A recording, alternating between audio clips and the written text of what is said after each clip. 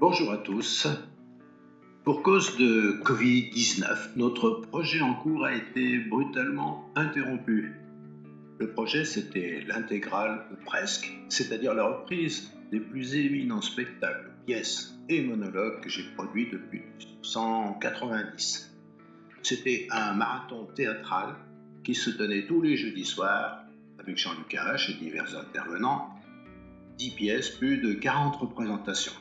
Et voilà que ce marathon a été interrompu au kilomètre 32 par le coronavirus et le confinement.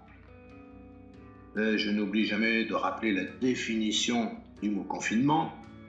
Ensemble des précautions prises pour empêcher la dissémination des produits radioactifs d'une installation nucléaire.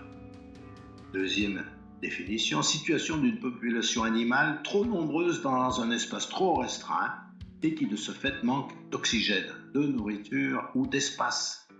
Et enfin, ensemble, des conditions dans lesquelles se trouve un explosif détonant quand il est logé dans une enveloppe résistante. Bon, avant ce confinement, nous avons donc joué successivement. En septembre, J'enlève l'échelle, une conférence gesticulée avec la participation en direct de peintres. Le sujet, contrairement à ce qu'on croit, la peinture est faite pour les oreilles plus que pour les yeux. En octobre, nous avons joué Y a-t-il de l'esprit dans le vin, une conférence gesticulée et avinée. Ensuite, c'est toi qui l'as dit, un spectacle clownesque. En décembre, en janvier, La montagne pour les nuls, un spectacle multimédia sur l'univers montagnard. En février, On a un grave problème, c'était du café-théâtre. En mars, Pour du lin, une comédie sur le thème « À quoi sert le théâtre » et comment se fait-il qu'il survit encore à l'heure de Netflix. Et là-dessus, crac, confinement. Il n'y avait déjà pas beaucoup de spectateurs, mais là, c'était encore trop. On a fermé les salles. Bon alors, pour achever cette intégrale, ce sera en ligne, online. Aujourd'hui, je vous présente une version adaptée de l'œuvre du mois intitulée « Liberté, égalité, chômage ». La pièce avait pour sous-titre « Je vous laisse réfléchir ».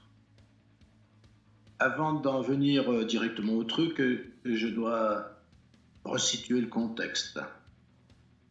Liberté, égalité, chômage date de 1995. C'était un spectacle spécial, pas du tout dans la lignée des autres parce qu'il s'agit d'un spectacle de campagne électorale. Et ça tombe d'autant mieux qu'on est toujours en période d'élection municipale, si vous vous souvenez bien. Les plus anciens chambériens se souviennent peut-être que j'ai présenté ma candidature à diverses élections, dont les municipales de 95 où j'étais tête de liste, s'il vous plaît. Le spectacle servait de source de financement de cette campagne, des 5 € l'entrée. Enfin, l'équivalent de l'époque. La seule dépense de campagne, c'était la profession de foi. Vous savez, ce que vous recevez par la poste avec la tronche de tous les candidats 2 jours avant le scrutin. Avec le baratin habituel, si je suis élu, vous serez vachement plus heureux, et bon. Évidemment, je ne comptais pas être élu.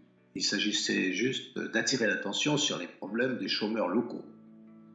On n'a pas imprimé de bulletin de vote, donc 0 voix. Un véritable exploit, mais ce ne sera pas la première ni la dernière fois. En tout cas, comme à toutes les élections, tout se termine par l'envoi de comptes financiers au Conseil constitutionnel.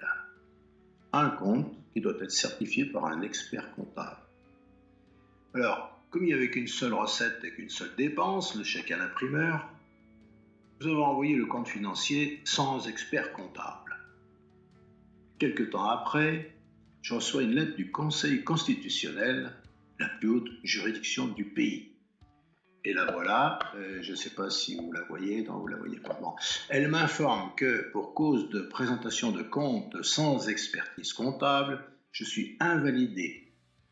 Invalidé. Définition du DICO, invalidé, rendre invalide, inapte, de manière plus ou moins durable, à mener une vie active, normale, rendre nul. Bon, ok. Depuis ça, je suis nul. Voilà. Moi, j'aurais pu dire J'en ai rien à battre, je ne suis pas élu. Mais j'ai tiqué en voyant le nom du signataire. Normalement, c'est le président du Conseil constitutionnel qui doit signer. Mais pas là.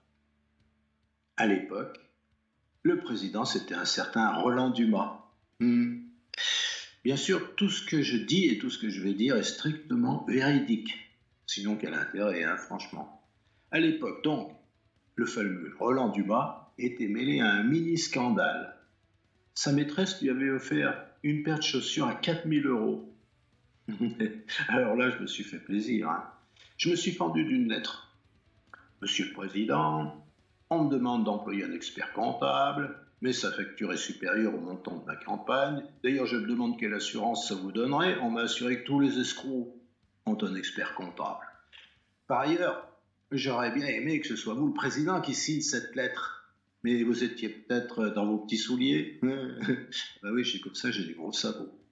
Mes chaussures à moi, tiens, celles-là, vous les voyez, elles m'ont coûté 18 € à Carrefour. Et encore, c'est le Carrefour le plus cher de France. À Chambéry, il y en a 2 Carrefour. Certains murmurent que pour bénéficier de ce pactole unique en France, Carrefour a dû arroser la moitié du personnel politico-administratif local. Mais moi je dis que c'est faux, pas la moitié, pas la moitié. Bon, revenons à Dumas et à ses pompes à 4000 euros. Bon, j'avais calculé vaguement que ça devait faire 220 paires, comme la mienne, l'équivalent. Ah, ils n'ont pas les mêmes pieds que nous, les politiciens. Quand ils marchent dans une merde, eux, c'est beaucoup plus grave. Bon alors, après cette magnifique introduction, je vais vous faire donc Liberté, Égalité, Chaume du en plusieurs épisodes, donc à suivre. Rendez-vous la semaine prochaine sur cette même chaîne pour la suite de Liberté, Égalité, Chômage.